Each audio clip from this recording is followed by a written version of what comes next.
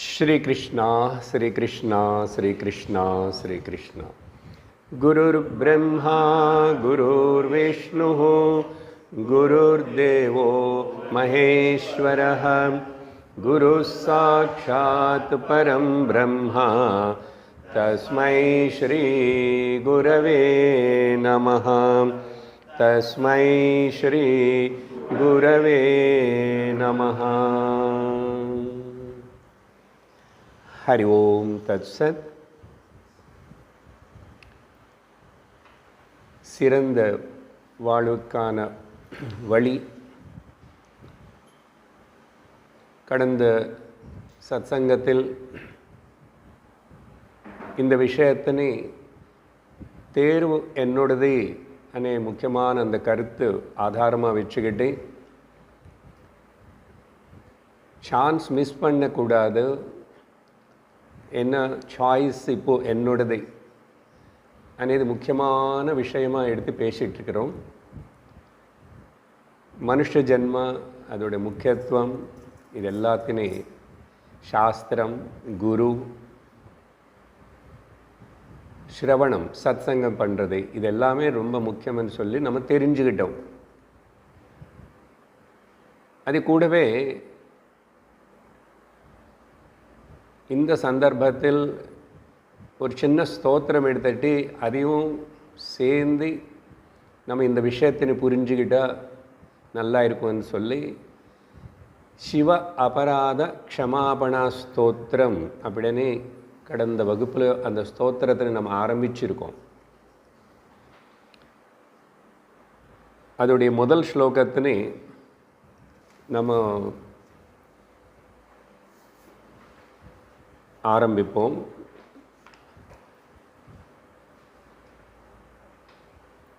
आदौ कर्म प्रसंगात् कलयते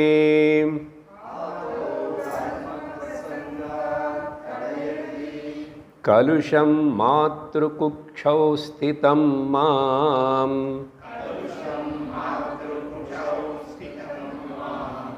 विण्मूत्रामेध्यमध्ये क्वथयति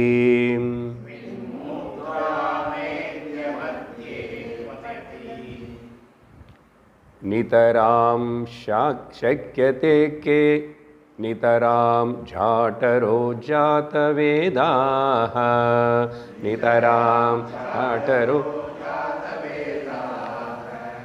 यद्यद्वै तत्र दुःखं व्यथयति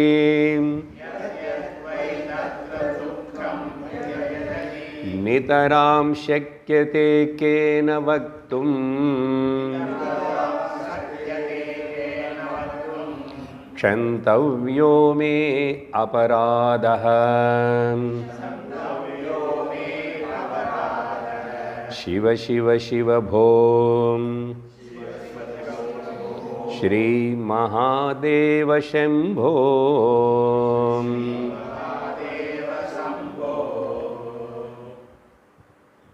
नमः शिवाय ओम नमः शिवाय ओम नमः शिवाय ओम नमः शिवाय ओम नमः शिवाय नमः ओम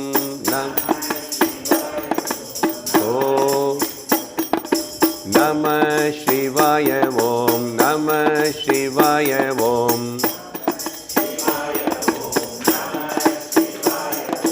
नमः शिवाय नमः ओम नमः शिवाय नमः ओम नमः शिवाय ओम नमः शिवाय ओम नमः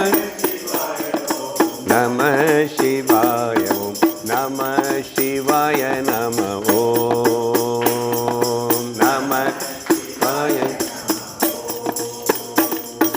नमः शिवाय ओम नमः शिवाय ओम नमः शिवाय नमः शिवाय ओम नमः शिवाय नमः ओम नमः शिवाय नमः ओम नमः शिवाय ओम नमः शिवाय ओम நம சிவாய நம ஓம் நம சிவாய ஓம் நம சிவாய ஓம் நம சிவாய நம ஓம் நம சிவாய நம ஓம் நம சிவாய நம ஓம் நம சிவாய நம ஓம் நம சிவாய ஓம் நம சிவாய ஓம் நம சிவாய நம ஓம் शिव शिव शिव भो प्लीज़ प्लीज़ प्लीज़ वो शिवा we say no சொல்லுவோமே ப்ளீஸ் ப்ளீஸ் ப்ளீஸ் கொஞ்சம் கேளுங்க சிவ சிவ சிவா அப்படி கடந்த சத்சங்கத்தில் இந்த கடைசி 2 வரியோட அர்த்தத்தினை நம்ம பார்த்தோம். 2 வரி கூட இல்லை, 1.5 வரி. இது அடுத்த 4 ஸ்லோகங்களுக்குள்ள இந்த வரி அப்படியே திரும்பி வரும். முதல் என்னன்னா, என்ன மன்னிச்சிடு, க்ஷந்தவ்யமே அபராத, நான் செஞ்ச இந்த தவறைகளுக்கு எல்லாத்துக்கும் நீ மன்னிக்கணும்.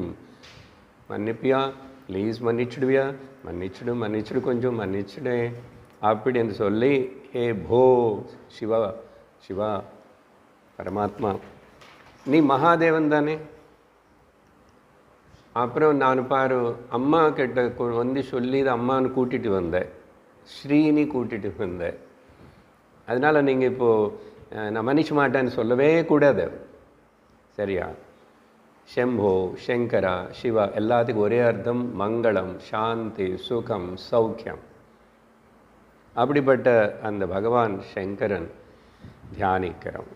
இதில் ஒரு விஷயம் இருக்குது. சாயங்காலம் சமயம் பிரதோஷமன் அப்பப்போ கோவிலில் தனிப்பட்ட பூஜை செய்கிறதுண்டு.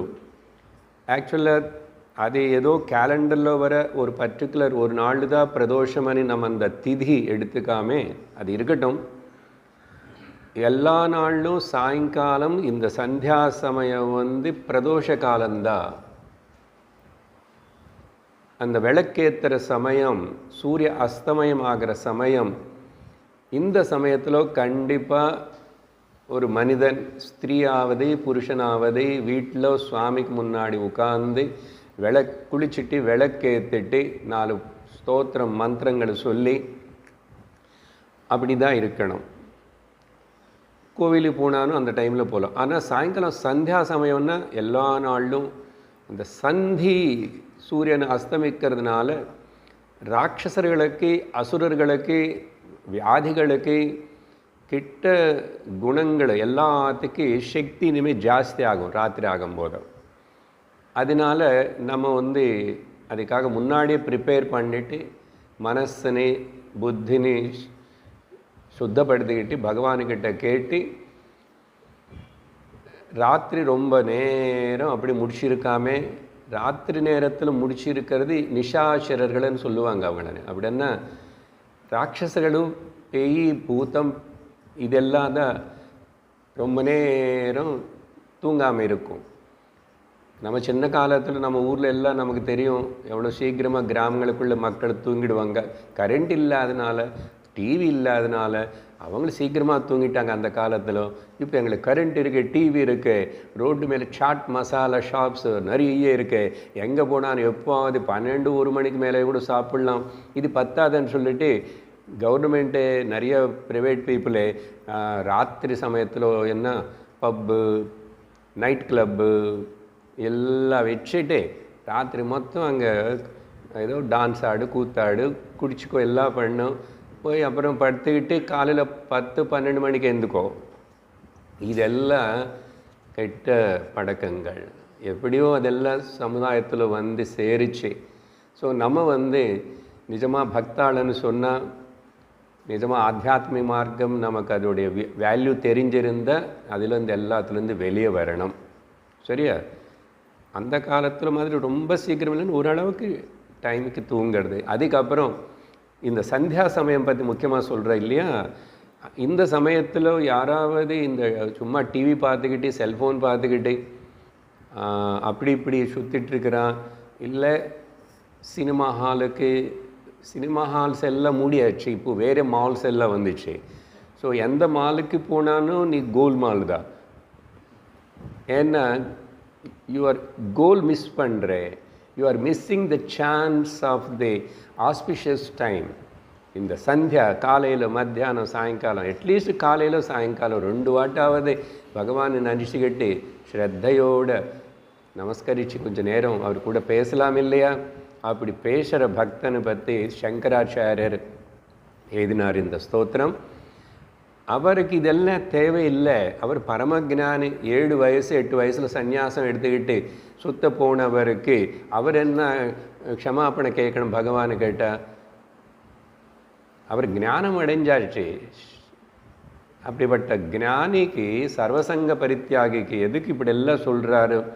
நானும் பண்ணுறேன்னு மாதிரி ஃபஸ்ட் பர்சனாக வச்சுட்டு மே அபராதா க்ஷந்தவ்யன்னு சொல்கிறாருன்னா அவருக்காக இல்லை, ஞாபகம் வச்சுக்கணும்.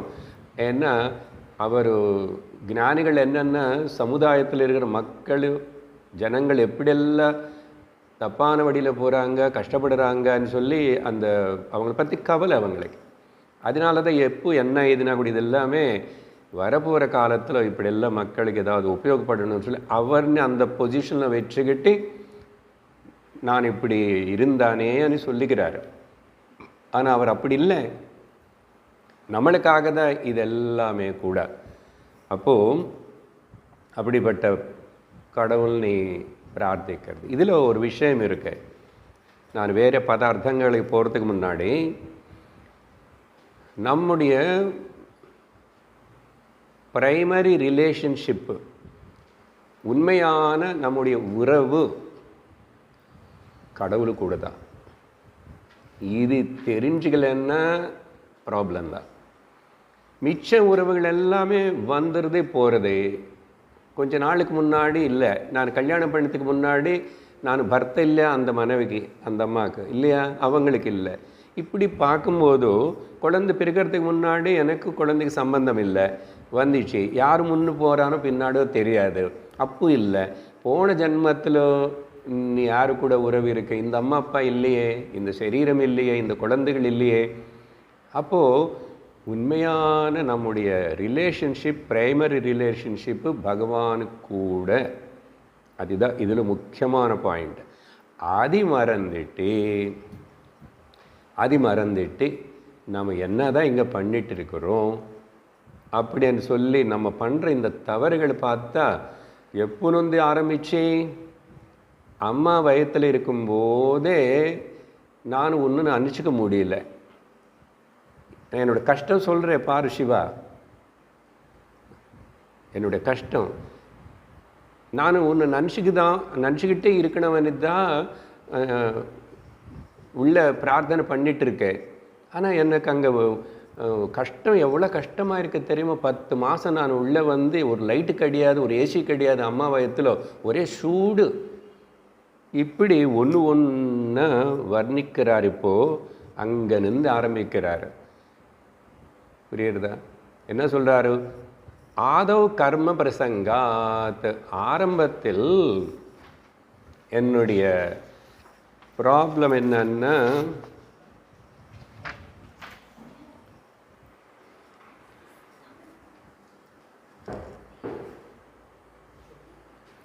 ஆரம்பத்தில் போன ஜென்ம கர்மனேது எனக்கு ஒன்று இருக்கு. அந்த கர்மனால தான் திரும்பி இன்னொரு சரீரம் எடுக்க வேண்டியது ஆயிடுது.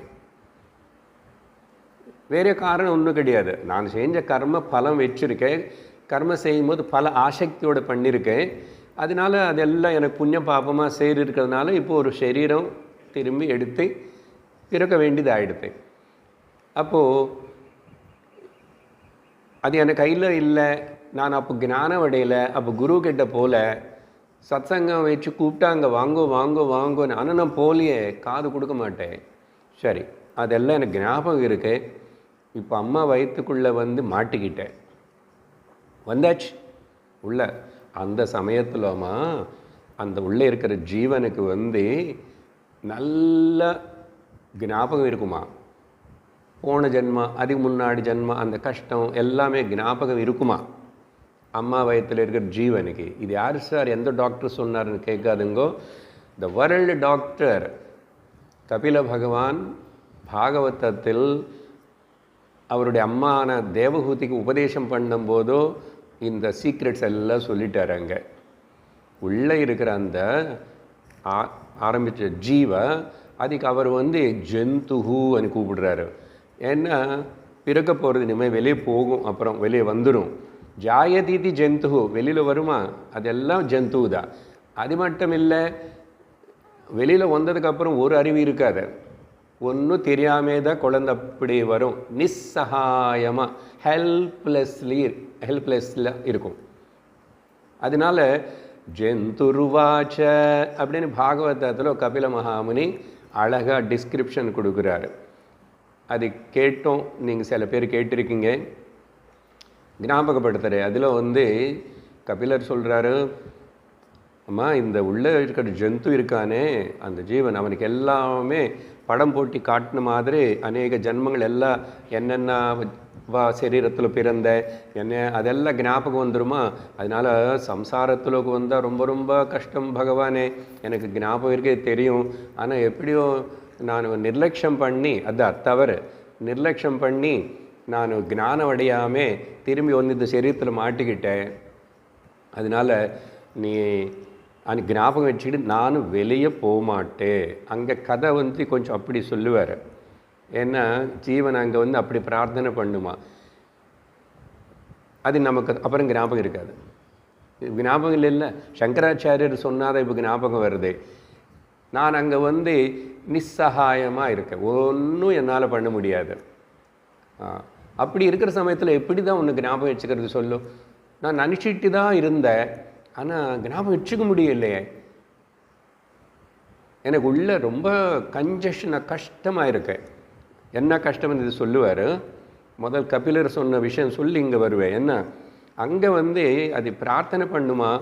அதனால தான் நம்ம குழந்தைன்னு அந்த ஃபோட்டோ பார்த்தா, ஃபோட்டோ எல்லாம் எடுக்கக்கூடாது, நமக்கு மெடிக்கலுக்காக எது ஃபோட்டோ எல்லாம் எடுத்து வச்சு அதை இப்படி உட்கார்ந்துருக்கும், இடமில்லை முதல்ல உள்ள கை கொஞ்சம் வந்ததுக்கப்புறம் இப்படி உட்காருமுன்னு அதான் நமஸ்காரம் பண்ணிக்கிட்டு ஒன்றும் பண்ண முடியாது, அசைய முடியாது, ஒன்றும் பண்ண முடியாது, இப்படி இருக்கு அங்கே. ஆனால் பிரார்த்தனை பண்ணி நான் வெளியில் போக மாட்டேன், நான் வெளியில் போக மாட்டேன், நான் பிடிக்கல, எனக்கு வெளியில் போனால் திரும்பி சம்சாரத்தில் மாட்டுக்குவேன். வெளியில் போனால் எங்கள் அம்மா இப்போவே எனக்கு ப்ரீகேஜிக்கு புக் பண்ணிட்டாங்க, ஸ்கூலுக்கு அனுப்புறதுக்கு விடமாட்டாங்கோ. இப்படி சத்சங்கத்தை போன்னு எந்த அம்மாவது சொல்கிறாங்களா? அம்மாவே வரல, அப்புறம் குழந்தைக்கு என்ன சொல்லும்? அதனால் கிளியராக சொல்கிறார் அங்கே, த ஜீவ பிரேஸ் தேர், நான் வெளியில் போக மாட்டேன், வெளியில் போக மாட்டேன். ஆனால் எவ்வளோ பிரார்த்தனை பண்ணால் கூட வந்தாச்சு உள்ளது. அப்போது பிரார்த்தனை வேலை பண்ணாது, அப்போ வேலை பண்ணாது, அப்போதைக்கு இப்போ சொல்லி வச்சுக்கிட்டாதான் வேலை பண்ணும். அப்படி இருந்து கடைசியில் ஒரு நாள் 9 மாதம் ஆன உடனே இயற்கை பிரகிருத்தில் உள்ள எல்லாம் அந்த வாயு அம்மா வயிற்றுல இப்போ இவன் வெளியே போகணும். ஏன்னா உள்ளே இருந்தால் அம்மாவுக்கு டேஞ்சர், இவனுக்கு டேஞ்சர் தான், இருக்க முடியாது. அதனால் அந்த உள்ளேருந்து வெளியில் தள்ளுறதை இருக்க பாருங்கோ, த லேபர் பெயின்ஸ் எவ்வளோ அந்த ஸ்திரீக்கு பரம வைராக்கியம் வரும். சொன்ன இல்லையா, பிரசூதி வைராக்கியம். இந்த டெலிவரி டைமில் மட்டும் அந்த பெயின்ஸுக்கு இனிமே எனக்கு இந்த ஹஸ்பண்ட் வேண்டாம், இந்த குடும்பம் வேண்டாம், இந்த குழந்தைகள் வேண்டாம், எனக்கு ஒன்றுமே வேண்டான்னு அளவுக்கு கத்துவான். வைராக்கியம் வந்துடும். ஆனால் கொஞ்சம் நேரம் தான். அதுக்கப்புறம் அது முடிஞ்சு குழந்தை வெளியே வந்த உடனே, அப்புறம் குழந்தை பார்த்த உடனே மாயிலும் மாட்டிக்காச்சு. அம்மா மாயிலும் மாட்டிக்கிறது மட்டும் இல்லை, கபிலர் சொல்கிறார், இந்த குழந்தை அந்த உள்ளிருந்து வெளியில் வர அந்த அது ரொம்ப பயங்கரமான வலி குழந்தை கூட. ஏன்னா சின்ன வடியிலேருந்து வரணும், சரியான விதத்தில் வெளியே வரணும். அப்போது அங்கே அவ்வளோ பிரார்த்தனை பண்ணிட்டு, இனிமேல் நானும் ஜாக்கிரதை இருப்பேன், உன்னை மறக்க மாட்டேன், எனக்கு ஞானம் வேணும், இந்த எதுக்கு சம்சாரம், அந்த சரீரம் இந்த சரீரம், அப்புறம் எத்தனை சரீரம் ஞாபகம் வந்துச்சு இல்லையா? அதனால தான் பூனை பூனை அம்மாவுக்கு வயிற்றில் போயிட்டு வந்த கடுது வயிற்றில் போயிட்டு வந்த பன்னி, எல்லா ஜென்மங்கள் ஆயிடுத்தே ஞாபகம் வந்ததுனால. ஆனால் அந்த வெளியில் வர அந்த பெயினால் அந்த மெமரி, அந்த பிரார்த்தனா வெளியில் வந்ததுக்கப்புறம் கம்ப்ளீட்லி பிளாக்டு. ஏன்னா இப்போது உள்ளே இருக்கும்போது ஆக்சுவலாக ஒரு விதமாக சௌரியமாக இருக்கேன். நானாக மூச்சு எடுக்க வேண்டியதில்லை, நானாக சாப்பிட வேண்டியதில்லை. அம்மா சாப்பிட்டு அம்மா மூச்சு எடுத்துக்கிட்டால் நான் அப்படி இருப்பேன். இப்போ வெளியில் வந்ததுக்கப்புறம் வெளியில் அட்மாஸ்ஃபியருக்கு நான் கஷ்டமாகிறதுக்கு பகு கஷ்டம், எக்லமடைசேஷன் ஆகிறதுக்கு பகு கஷ்டம். அது மட்டும் இல்லை, அந்த பெயினில் என்ன சொல்லுவேன்னா, அம்மாவுக்கு கூட கொஞ்சம் நேரத்துக்கு அப்படி ஒரு அன்கான்ஷியஸ் ஆன மாதிரி ஃபியூ செகண்ட்ஸ் இருக்கும். குழந்தை நிஜமாகவே அன்கான்ஷியஸ் ஆகி போய் அதுக்கு பேர் மைண்டு நம் ஆகிடும், மறுத்து போயிடுச்சுன்னு சொல்கிறோம்ல, அப்படி ஆகி அதுக்கப்புறம் அந்த மூச்சு வாங்கிறதுக்கு கஷ்டப்படும். அதுக்கு தான் அவன் அளவைக்கணும். அதனால் அந்த வெளியில் மூச்சு வாங்கி வாழ்க்கை வாழ்கிறதுக்கு உயிரோட அழோட ஆரம்பமாகிறது. அழோட ஆரம்பம் வருது. அளந்துக்கிட்டே தான் அலையிலன்னா அப்படி அந்த மூச்சு உள்ளே போய் வெளியில் வராது அந்த வலினால்.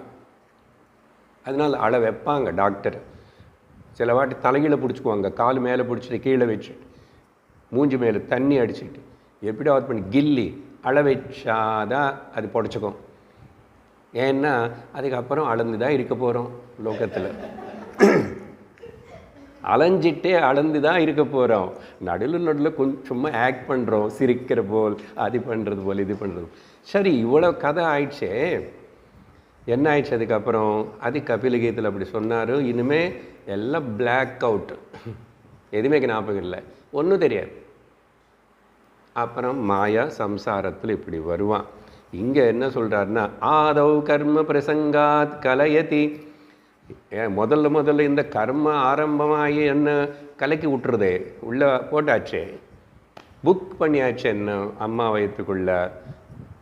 எங்கே கலுஷம், ரொம்ப இம்ப்யூரிட்டிஸ், அசுத்தமாக இருக்கிற அம்மாவோட வயத்துக்குள்ள. ஆமாம், அம்மா வயத்தில் அம்மா மனசு சுத்தமாக இருந்திருக்கலாம், அம்மா பக்தனாக இருந்திருக்கலாம். ஆனால் அம்மா வயத்து உள்ள எல்லாரும் வயத்துக்குள்ள என்னதான் இருக்குது? செப்டிக் டேங்க் இருக்குது. Mobile septic tank. இந்த உடம்புக்கு பேர் என்ன தெரியுமா? மொபைல் செப்டிக் டேங்க்கு. ஏன்னா உள்ளே மூத்திரம் மலம் உள்ளே வச்சுக்கிட்டு இருந்தால் ஒன்றும் தெரியல, அது வெளியில் வந்தால் ஐயோ பார்க்க முடியல.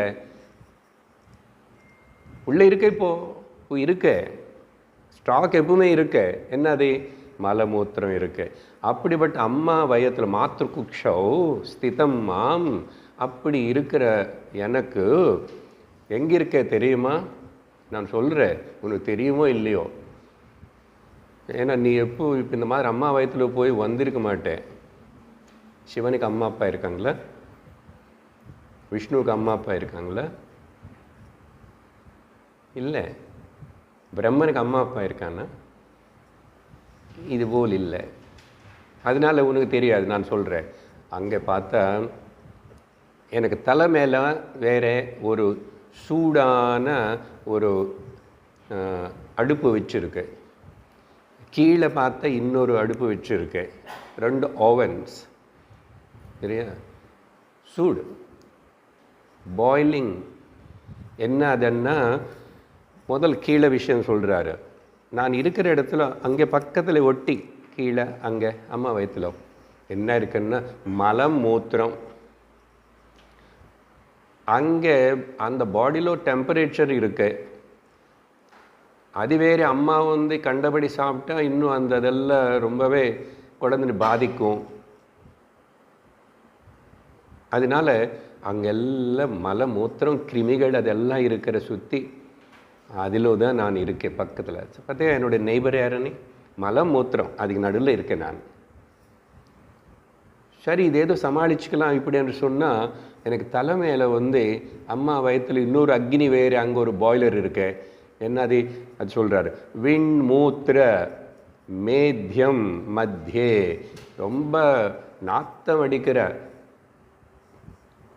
அசுத்தமாக இருக்கிற இந்த லிக்விட்ஸு ஃப்ளூயிட்ஸு, ரத்தம்னு சொல்லு, ஏதாவது சொல்லு, என்ன இருந்தால் கூட கர்ப்பப்பையில் இருக்கிற லிக்விடுன்னு சொல்லு, என்ன கூட என்ன அது ரொம்ப அதெல்லாம் ரொம்ப சால்ட்டியாக அப்படி சூடாக அப்படியெல்லாம் இருக்கும், ஆல்கலின்ஸ் அதெல்லாம். அம்மா ஸோ விண்மூத்திரம் மத்தியே அங்கே கொத்தையத்தி நித்தராம். கொத்தையன்னா நான் அங்கே வந்து ரோஸ்டடு செய்யப்பட்டுருக்கேன். ரோஸ்டடு வந்து ஏதோ ஒரு நிமிஷம்னா ஓகே. இப்போ காலையில் வரைக்கும் வெயில் இருக்குது, அதுக்கப்புறம் 6 மணிக்கு கொஞ்சம் கூல் ஆயிடுச்சுல்ல, கூல் ஆயிடுச்சா, இன்னும் கொஞ்சம் போனால் கொஞ்சம் கூலாக இருக்கும் நைட்டு. அப்படியெல்லாம் கிடையாது அங்கே. ஏதோ கொஞ்சம் நேரம் ஃபேன் போட்டுக்கலாமன்னா நான் ஸ்டாப் 9 months அங்கே. உனக்கு தெரியுமா அது சிவா? சிவா உனக்கு தெரியாது. அப்படி அங்கே நானும் மேலே சூடு கீழே சூடு கண்டினியூஸ்லி ஃபார் 9 months. நினச்சி பாருங்கோ. அதுக்கப்புறம் இந்த அம்மா ஆல்கஹால் குடிக்கிற அம்மாவாவோ, ரொம்ப காரம் சாப்பிட்ற அம்மாவாவோ, ரொம்ப கோச்சிக்கிற அம்மாவாவோ இருந்துச்சுன்னா அதெல்லாம் சூடு இன்னும் ஜாஸ்தி பண்ணும். நரக யாத்தனை அது நரக்கில் யாத்தனை வேறு, அம்மா வயத்திலிருந்து ஒரு கர்ப்பத்தில் உள்ள போகிறதே நரக யாத்தனை. யாத்தனைனா கஷ்டம். அங்கே இருந்த நித்தராமன்னு அது தொடர்ந்து என்ன மேலே சொன்னது, ஜடராக்னி அங்கே இருக்கு, டைஜஸ்டிவ் ஃபயர் இருக்கு, கேஸ்ட்ரிக் ஜூஸஸ் அதெல்லாம் மேலே. அக்னியோட ரூபமான ஜாதவேதாக ரூபாக அந்த அக்னி, வைஸ்வானர் அக்னி, ஜடராக்னி அக்னி அது மேலே இருக்குது. ஸோ 2 பக்கம் மேலே கீழே சூடு வச்சு நடுவில் வச்ச சாண்ட்விச் மாதிரி. நான் சாண்ட்விச் சூடு பண்ண மாட்டாங்க, வேறு என்னமோ இருக்கு, பஜ்ஜர் புஜ்ஜர் ஏதோ பண்ணுவேன்னே அது. அங்கேயும் சூடாகி ப்ரௌன் ஆகி போயிடும், கீழே ப்ரௌன் ஆகிடும், அப்படி ரோஸ்ட் ஆகிடும். நான் அங்கே எனக்கு இருக்கிற எத்வை தத்ர துக்கம், அங்கே இருக்கிற அந்த துக்கத்தின்னு நான் யாருக்கு சொல்ல முடியும், யாருக்கு இதை புரிஞ்சுக்க முடியும்? துக்கம் வியதையத்தி நிதராம். நான் தொடர்ந்து துக்கப்பட்டுருக்கேன் அங்கே வலினால். இது வர்ணிக்கிறதுக்கு யாருக்கு சக்கியம் ஆகாது, யாருக்கு தெரியாது, சொல்ல முடியாது. எனக்கு மட்டும்தான் தெரியும். அப்படிப்பட்ட நிலையில் இருக்கிற நான் ஒன்று நினச்சிக்க முடியுமா? இப்போ விஷயம் என்னன்னா, அங்கே நினச்சிக்க முடியல. இப்போது அட்லீஸ்ட் கொஞ்சம் புத்தி வந்ததுனால இப்போ உனக்கு சொல்கிறேன், நீ மன்னிச்சுடு. நான் அந்த டைமில் 9 மாதம் முன்னாடி நினச்சிட்டேன், உன்னே நினச்சிக்கலாம், உன்னை மறக்கக்கூடாது, நீ தான் எனக்கு பந்துன்னு சொல்லிட்டு ப்ரைமரி ரிலேஷன் நினச்சா முடியலையே. அப்போ என்னுடைய கஷ்டம் இல்லை உனக்கு சொல்லணும் இல்லை, நான் ஏன் நினச்சிக்கலன்னா நீங்கள் அப்புறம் என்னை தப்பு கண்டுபிடிக்கூடாது இல்லை, அதனால் please please please Shiva Shiva Shiva Shiva மன்னிச்சுடு அப்படின்னு சொல்லி இந்த ஸ்லோகத்தில் அந்த பால்யாவஸ்தா, பால்யம் கூட இல்லை, சிசு அவஸ்தா, பிறக்கிறதுக்கு முன்னாடி ப்ரீபார்ன், அங்கே துக்கம் ஆரம்பமாயிடுச்சு. அப்போ யாருக்கு சொல்ல முடியாது, அம்மா கிட்ட சொல்ல முடியாது. அதனால் அப்போது உனக்கு சொல்லலாமன்னு நான் ட்ரை பண்ணிகிட்ருக்கேன். எனக்கு ஞாபகம் இருக்க பேசுகிறான் இல்லை, கபில கீதை வழி பார்த்து அங்கே ப்ரே பண்ணுறாரு. ஆனால் ப்ரே பண்ணலாம் நினைக்கிறதுக்குள்ள அப்பா வலி இருக்கும்போது, ஸ்ப்ளிட்டிங் ஹெடேக் இருக்கும்போது நீங்கள் ஏதாவது பண்ணணும்னு தோணுமா?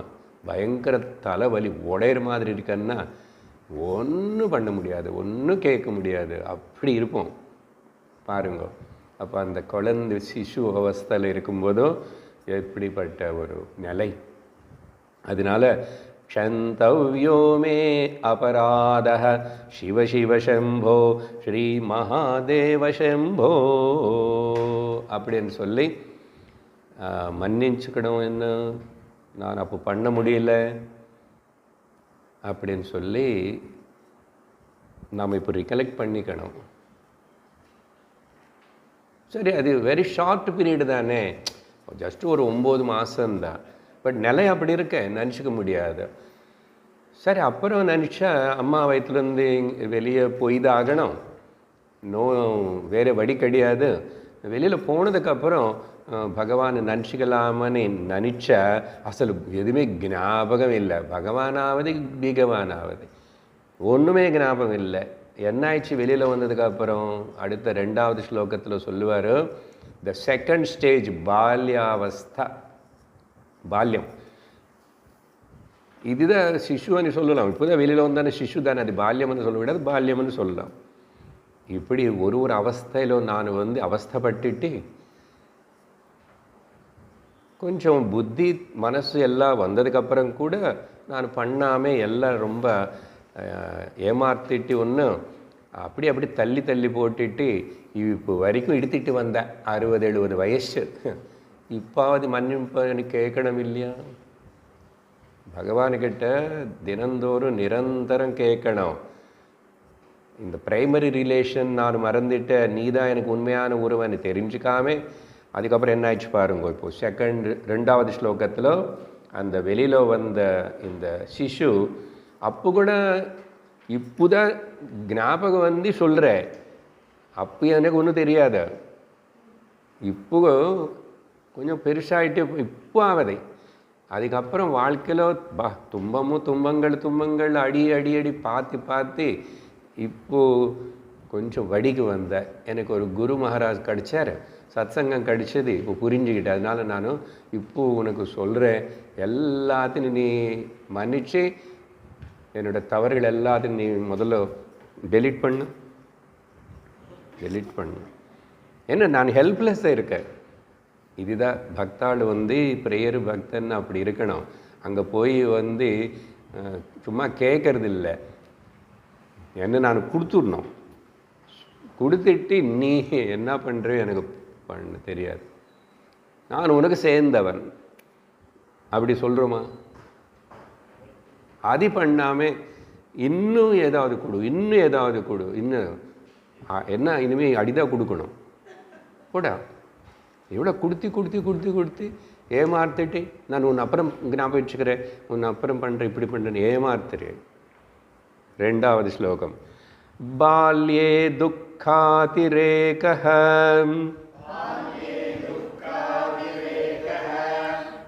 மலலுலிதவபுஹ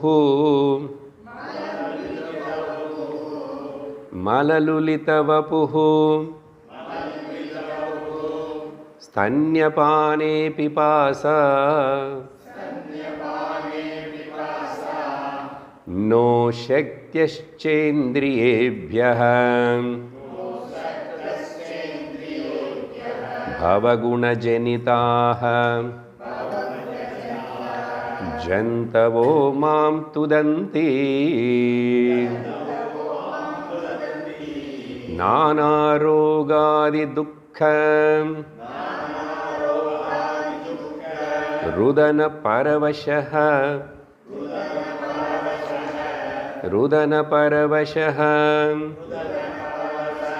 शङ्करं स्मरामि क्षन्तव्यो मे अपराधः शिव शिव शिव भो श्री महादेव शंभो.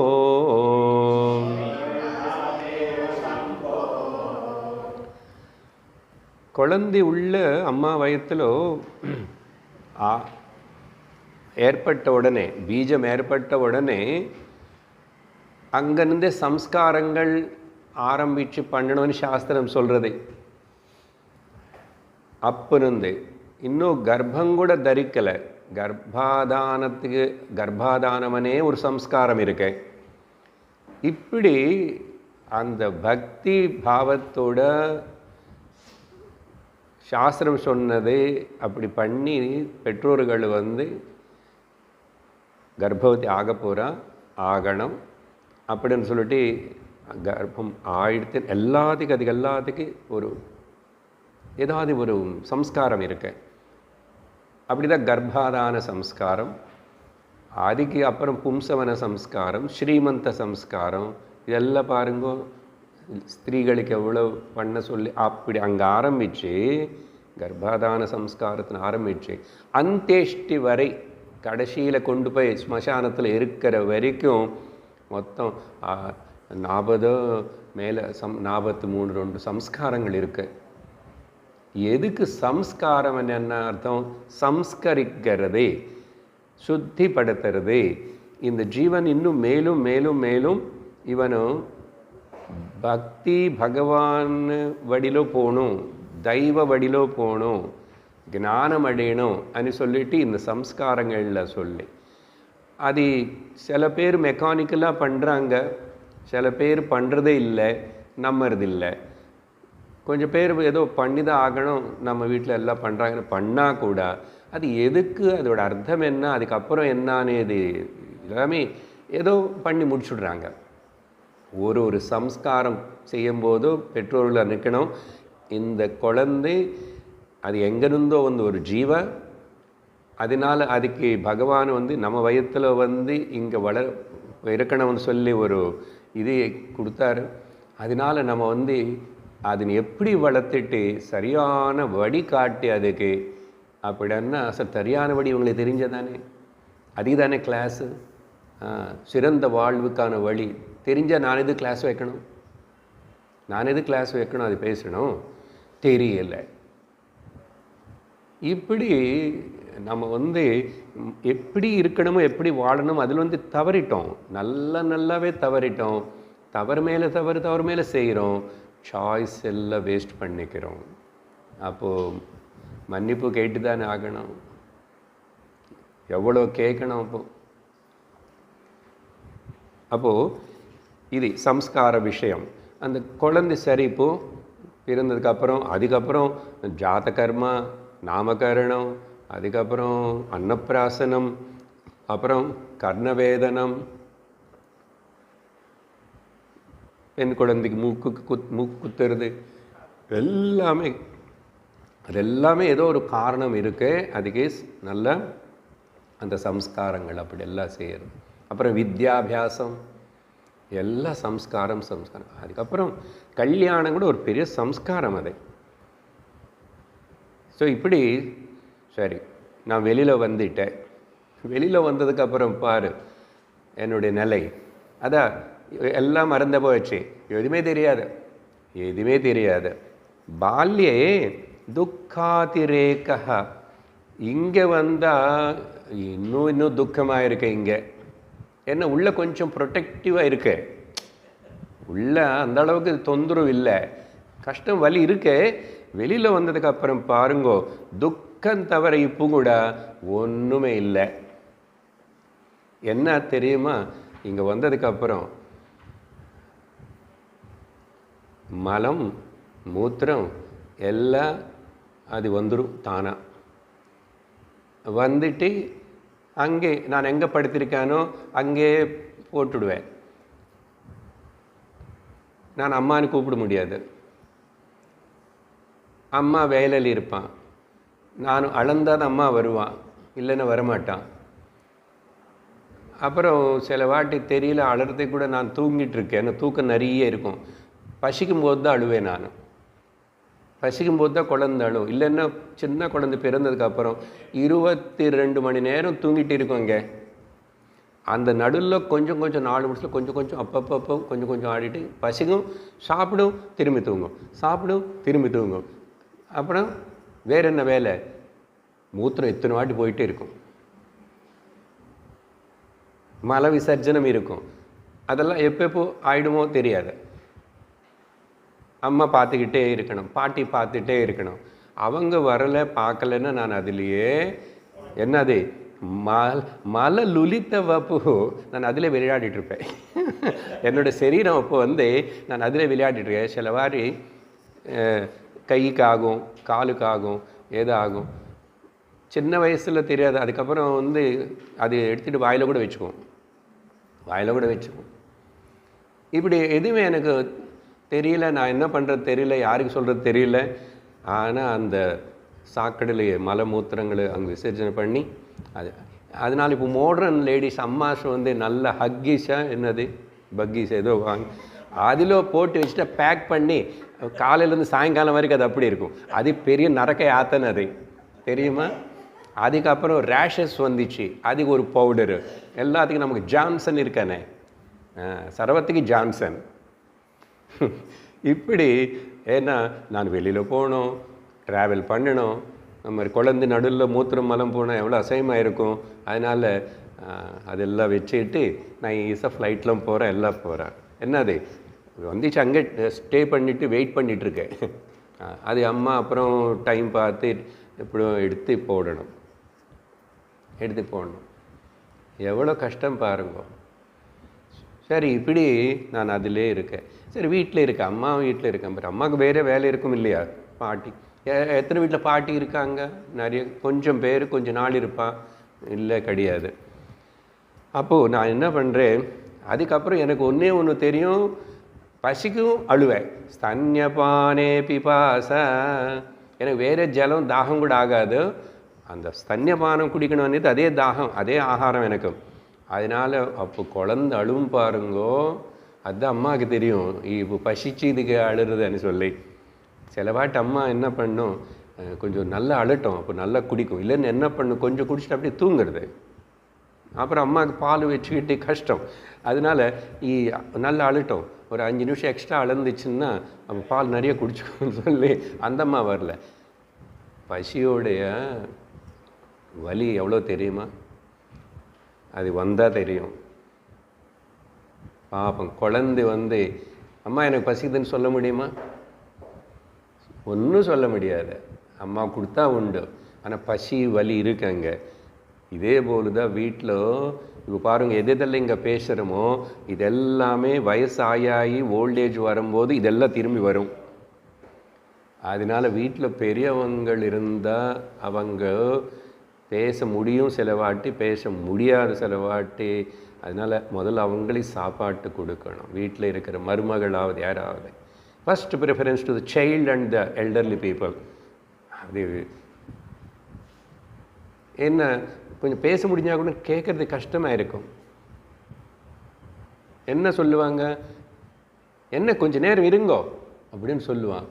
வயசானதுக்கப்புறம் கொஞ்சம் சில பேருக்கு பசி வந்துடும், தாங்க முடியாது, ஒரே வாட்டி ஜாஸ்தியும் சாப்பிட முடியாது. மாதிரி அப்போ இது புரிஞ்சிக்க மாட்டான். அப்புறம் அவங்களுக்கு அந்த அவஸ்தை வரும், ஆனால் அந்த டைமில் புரிஞ்சிக்க மாட்டான். அதனால் ரொம்ப சென்சிட்டிவ் திங்ஸ் இது எல்லாமே. அப்போது பால் அம்மா வந்து பாலே கொடுக்கறதில்ல நிறைய பேர் இந்த காலத்தில். 2 மாதம் கொடுத்தா போதும், 3 மாதம் 6 மாதம் குழந்தைக்கு கம்ப்ளீட்லி மதர் மில்க் மட்டுமே போதுமா, வேறு எந்த தேவையில்லை. ஆனால் எங்கே கொடுக்குறான், வேறு என்னென்னமோ பண்ணி. சரி, அதுக்கப்புறம் என்ன ஆயிடுச்சு, எனக்கு காலுக்கு கைக்கு இன்னும் அவ்வளோ சக்தி வரல. காலுக்கு கைக்கு அவ்வளோ சக்தி வரல. ந சக்கியா ச இந்திரியேபியா, அதுக்கு சக்தி இன்னும் அவ்வளோ வரல. இருக்கு, கை இருக்கு, கால் இருக்கு, எல்லாம் இருக்கு. அப்போது இந்த பகவானால் இந்த லோகத்தில் உருவாக்கப்பட்ட அந்த வேறு ஜந்துக்கள் இருக்குது பார்த்தீங்களா, எறும்பு, கொசு, இதெல்லாமே வந்து என்னை கடிச்சிடும். என்னால் கை கொண்டு போய் அதுன்னு சொருகிக்க முடியல. அதான் சொல்கிறேன், குழந்தைக்கு தெரியாது. ஒரு கொசு இருந்துச்சுன்னா போதும், அது மூஞ்சி மேலே எல்லாம் கடிச்சு இருக்கும். அது அழுந்துட்டு இருந்தால் கூட அம்மா இருந்தால் தானே டிவிக்கு முன்னாடி உட்காந்து அம்மா சீரியல் பார்த்துக்கிட்டு எவ்வளோ நேரம் இதே பார்த்துக்கிறது. 9 மாதம் கஷ்டப்பட்டா. இப்போது நான் கொஞ்சம் ஃப்ரீயாக இருக்க வேண்டாமா? தாய் தியாகம் குணம் ஸ்திரீக்கு அது. அப்போது அம்மாவுக்கு சொல்ல முடியாது, யாருக்கு அது கொசு வருதுன்னு. நானாக கீரிக்க முடியாது, நானாக தட்ட முடியாது, ஒன்றும் பண்ண முடியாது. அதனால அதெல்லாம் என்ன நல்லா கடிக்கிறதே. பெட்டு மேலே ஒரு சின்ன எறும்பு வந்துச்சுன்னா இவ்வளோ அழுக்கெல்லாம் இருக்குல்ல, இவ்வளோ அது கடிச்சிட்டே இருக்கும் பார்ப்போம். அப்போ பார்த்தீங்கன்னா குழந்தை ஷகப்பா இப்படி பெரிய இதெல்லாம் அந்த கொசு கடிச்சு இது கடிச்சு. இப்படி பவகுண ஜனிதான்னா இந்த சிருஷ்டியில் இருந்த வேறு ஜந்துக்கள் எல்லாம் இருக்கே, ஜந்தவக மாம் துதந்தி என்ன நல்லா கடிக்கிறது, அந்த பிளட்டெல்லாம் சாப்பிட்றது. நான் அப்போது அழுவே தவிர வேறே தெரியாது. திரும்பி எனக்கு தூக்கம் வருது, அதனால் கொஞ்சம் அழுவே திரும்பி தூங்குவேன். அது கடிச்சிட்டே இருக்கேன். நான் சொல்ல முடியல, நான் கீரிக்க முடியல, நான் அது எதுவுமே பண்ண முடியல, ஹெல்ப்லெஸ்ஸாக இருக்கேன். எதுக்கு இவ்வளோ கதை சொல்கிறேன்? அது மட்டுமா, அடுத்தது இன்னொன்று இருக்குது, 3வது வரியில். அதுக்கப்புறம் நானா ரோக துக்க ரோகாதி துக்கம். ஆதி துக்கம் என்ன? துக்கம் அண்ட் எக்ஸெட்ரா ரோகங்களினால. அதுக்கப்புறம் பாருங்கள், குழந்தைக்கு இன்னும் வெளியில் வந்த இந்த அட்மாஸ்பியருக்கு எல்லாம் கஷ்டமாகறதுக்கு, தண்ணிக்கு, அம்மா குடிக்கிற அம்மாவுடைய சாப்பாட்டு, அதனால ஜாக்கிரதை இருக்கணும். அம்மா ஜாக்கிரதை இருக்கணும். இஷ்டத்துக்கு அவங்க சாப்பிட்டு அவங்களுக்கு கோல்டு வந்துச்சுன்னா இவனுக்கு வரும், இப்படி எல்லாம் வரும். அதுக்கப்புறம் அப்படி இல்லாமல் கூட சுற்றி இருக்கிற கிளைமேட்னால எது சின்ன ஒரு இன்ஃபெக்ஷன் வந்தால் இவனுக்கு டக்குன்னு பிடிச்சிப்போம். ஏன்னா அவ்வளோ ரெசிஸ்டன்ஸ் இன்னும் டெவலப் ஆகலையே. சரி, இந்த ரோகம் எல்லாம் வந்துட்டுருக்குது. அம்மா இதுக்கு திரும்பி அவங்க வேறு எனக்கு டையரியான்னு சொல்லிட்டு மெடிசன் போட்டுகிட்டே இருக்காங்க, கசுக்கிற மெடிசன் போடுறாங்க. அதுக்கப்புறம் டாக்டர்ஸ் சொல்லி வச்சுட்டாங்க, ஃபஸ்ட்டு மந்த் இந்த இன்ஜெக்ஷன்ஸ் எல்லாம் கொடுக்கணும், 3rd மந்த் இந்த இன்ஜெக்ஷன் எல்லாம் கொடுக்கணும். நிறைய இருக்குல்ல, ஊசி, தடுப்பூசி. அதுக்கு அம்மா ரெகுலராக கரெக்டாக கூட்டிகிட்டு போய் ஊசி அப்பா ஊசி. இது இருக்கிற வலி பத்தாதுன்னு சொல்லிட்டு வலி சொல்லுவேன் அம்மா கிட்ட. சும்மா அழும், சின்ன குழந்தை சொல்கிறதே. அதுக்கு எங்கே ஒன்றும் தெரியாது, கசக்குன்னு குத்துவானே பாப்பம். ஸோ இப்படி பல வியாதிகள், அந்த மெடிசன் இந்த மெடிசன், அந்த ட்ராப்ஸு இந்த ட்ராப்ஸு. அதுக்கப்புறம் இது பத்தாது, நம்ம வைட்டமின்ஸ் இது வேணும் அது வேணும்னு சொல்லி பலதெல்லாம் கொடுத்துட்டு இங்கே இப்படி என்ன படுத்துகிறாங்கோ. இப்போ நீ சொல்லு, இந்த மாதிரி நிலையில் ஒன்று நினச்சிக்க முடியுமா? அப்போ நான் ஒன்று நினச்சிக்காமல் இருக்கிறது தவறு இல்லை, தப்பு கிடையாது இல்லையா? நீ மன்னிச்சிடு, டெலீட் பண்ணு. இது எவ்வளோ நாளில் போகும்? இது ஒரு வருஷம் 1.5 வருஷம் வரைக்கும். சின்ன குழந்தை இல்லை, அதுக்கப்புறம் கூட கொஞ்சம் பெருசானா கூட அதான் டாய்லெட்டுக்கு போகாது, அம்மா வரணும் இல்லையா? பயம். இன்னும் அதுக்கு என்னது அந்த தைரியம் வரல. எல்லாத்துக்கும் அம்மா அதை சாப்பாட்டு ஊற்றணும், இன்னும் உட்கார்ந்தாலும் ஊற்றணும், நிந்திட்டு ஊற்றணும், எல்லாம் பண்ணணும். இப்படி எல்லாத்துக்கும் நான் என்ன ஆயிடுச்சு, நானாரோகாதி துக்காது ருதன்னு அலைஞ்சிட்டு இருக்க. ஏன் எல்லாத்துக்கும் நான் டிபெண்ட்டு, பரவசா. ஓல்டேஜில் கூட அப்படி தான் ஃபிசிக்கல்லி சிலதுக்கெல்லாம் டிபெண்ட் ஆக வேண்டி வரும். வேதாந்த கிளாஸில் என்ன சொல்கிறோம்னா அது தவிர்க்க முடியாது, அது பண்ணணும். நீ எங்கிருந்தாலும் ஃபிசிக்கல் டிபெண்டன்சி வேணும். சீனியர் சிட்டிசன் ஹோமில் இருந்தால் கூட ஆள் ஏதோ பண்ணணும். ஆனால் இமோஷ்னல் டிபெண்டன்சி வச்சுக்காதே. இமோஷ்னலில் யார் மேலே டிபெண்ட் ஆகாது. அதுதான் வேதாந்தம் நமக்கு சத்சங்கத்தினால வர பலம். ஃபிசிக்கலி இப்போது ஒரு மனுஷன் கீழே விழுந்தா தூக்கிட்டு கொண்டு போகிறதுக்கு ஹாஸ்பிட்டலுக்கு இன்னொருத்தர் இருக்கணும் இல்லையோ, எதிர் வீடோ பக்கத்து வீடோ வீட்டில் யாராவது ஆம்புலன்ஸ் வரணும். I cannot avoid that. யாருக்கு அது தவிர்க்க முடியாது. ஆனால் இந்த மாதிரி பரவச இந்த சின்ன வயசில் எல்லாத்துக்கும் நான் ரொம்ப டிபெண்ட்டாகவே இருந்து இப்படி துக்கப்பட்டு இருக்கிறேன். அப்புறம் என்னாச்சு, சங்கரம் நான் ஸ்மராமி. சங்கராவது கிங்கராவது எனக்கு பசி. அதுக்கப்புறம் புதுசாக டாய்ஸ் வேணும், அது வேணும் இது வேணும், அப்புறம் சாப்பாட்டு வேணும், எல்லாம் வேணும். அம்மா எப்பவுமே என்கிட்ட தான் இருக்கணும், அம்மா எப்பவுமே என்னை தூக்கிட்டு தான் இருக்கணும். இப்படியெல்லாம் கொஞ்சம் இதெல்லாம் தெரிஞ்சுக்கிட்டா தவிர சங்கரன் எங்கே?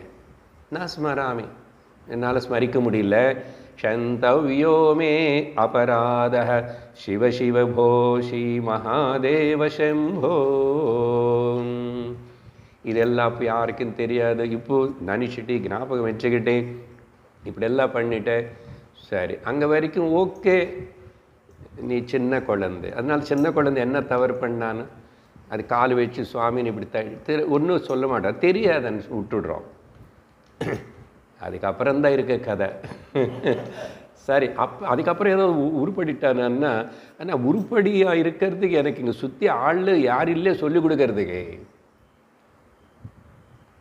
ஒரு சம்ஸ்காரம் கிடையாது, ஒரு டிசிப்ளின் கிடையாது.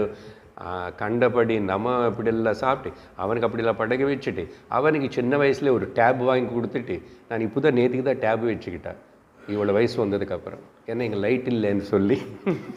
ஆனால் இப்போ இப்போ சௌரியமாக இருக்கேன், லைட் ப்ராப்ளம் இல்லை.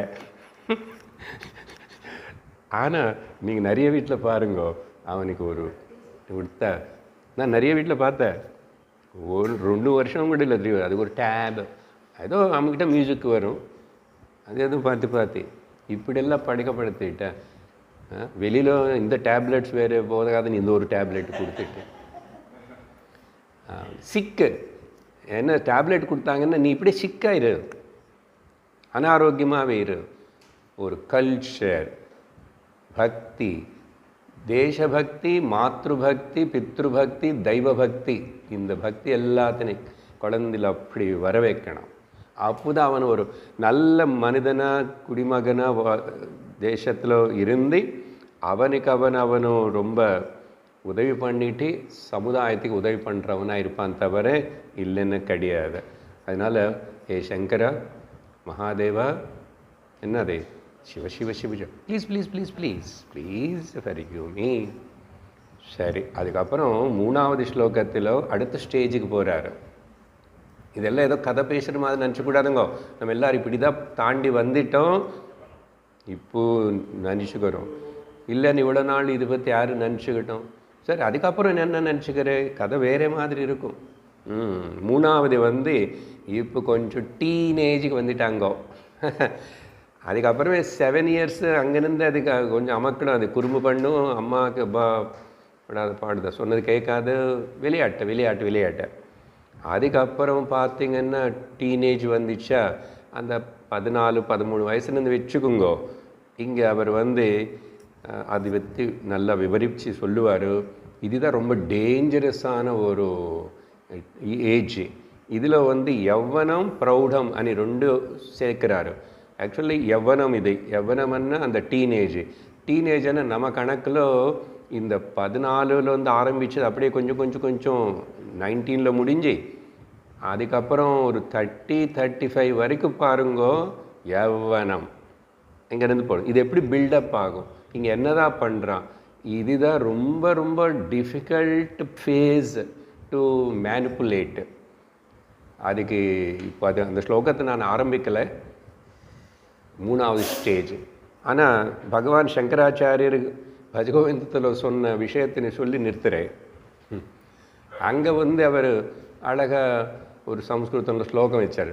பாலஸ்தாவக் கிரீடாசக்தः தருணஸ்தாவக் தருணீசக்தः விருத்தஸ்தாவக் சிந்தாசக்தः பரமே பிரம்மணி நன்ன கோபீன சக்தः. இதோட சிம்பிள் அர்த்தம் என்னன்னா, பாலஸ்தாவக் டாய்ஸ் சக்தः तरुणस्तावक गर्लफ्रेंड बॉयफ्रेंड सक्तः वृद्धस्तावक पेति पेरन सक्तः और शेयर मार्केट सक्तः परमे ब्रह्मणि nobody is not interested. वृद्धस्तावक சொல்லணும், वृद्धस्तावक ஒரே வரி, वृद्धस्तावक वरी सक्तः. அப்படி இருக்கும்போது பரமே பிரம்மணி யாருக்கு இன்ட்ரெஸ்ட் கிடையாது, யார் நினச்சிக்குவா பரபிரம்மனு. அதுக்கப்புறம் ஓல்டேஜ் வந்துச்சு, எனக்கு ஹெல்த் இப்படி இருக்குது, எனக்கு ஃபேமிலி இப்படி இருக்குது, இந்த விஷயங்கள் அந்த விஷயம் கொஞ்சம் ஸ்ட்ராங் பர்சனாலிட்டி ஆயிடுச்சு, எல்லாம் ப்ராப்ளம். ஸோ இது எல்லாத்துலேருந்து நம்ம வெளியே உண்மையான விஷயம் இப்போவாவது தொடங்கணும். அதுக்கு தான் அழகான ஸ்லோகங்கள் இன்னும் சொல்லுவார், அடுத்த சத்சங்கத்தில் பார்ப்போம். நம சிவாய ஓம் நம சிவாய நம சிவாய ஓம் நம சிவாய ஹர ஹர போலே நம சிவாய. रामेश्वराय शिव रामेश्वराय हर हर बोले नमः शिवाय हर जगदीश्वराय शिव जगदीश्वराय हर हर बोले नमः शिवाय हर नमः शिवाय ओम नमः शिवाय हर हर बोले नमः शिवाय हर हर बोले नमः शिवाय हर हर बोल नमः शिवाय हर हर नमः पार्वती पतये हर हर महादेव ओम लोकाः समस्ताः सुखिनो भवन्तु लोकाः समस्ताः सुखिनो भवन्तु लोकाः समस्ताः सुखिनो भवन्तु ओम शांति शांति शांति हरि ओम श्री गुरुभ्यो नमः हरि ओम तत्सत्।